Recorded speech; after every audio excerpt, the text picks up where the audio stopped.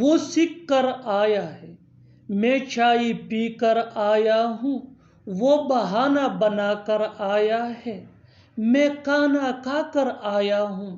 ان جملوں کو غور سے دیکھو۔ ایسے جملے ہم اپنے ڈے ٹو ڈے لائف یعنی روزمرہ زندگی میں روز بولتے یا سنتے ہیں، یعنی ایسے جملے ہمیں روز بولنے یا سننے کو ملتے ہیں اپنے ڈے ٹو ڈے لائف میں۔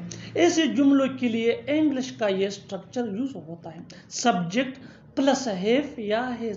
ہیو یہ آئی وی یو دے اور پلورل نیم کے ساتھ یوز ہوتا ہے۔ ہیز یہ ہی شی ایٹ اور سنگولر نیم کے ساتھ یوز ہوتا ہے۔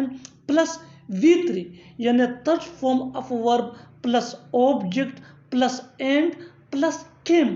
آگے ڈیٹیل سے سمجھاتا ہوں مثالوں سے۔ Here are some examples for better understanding۔ وہ سیکھ کر آیا ہے، He has learnt and came۔ He has learnt and came۔ میں چائے پی کر آیا ہوں، I have taken tea and came۔ I have taken tea and came۔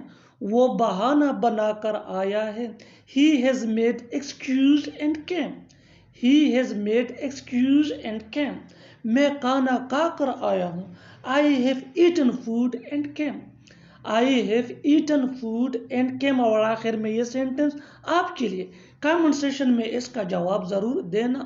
وہ پڑھ کر آیا ہے، وہ پڑھ کر آیا ہے۔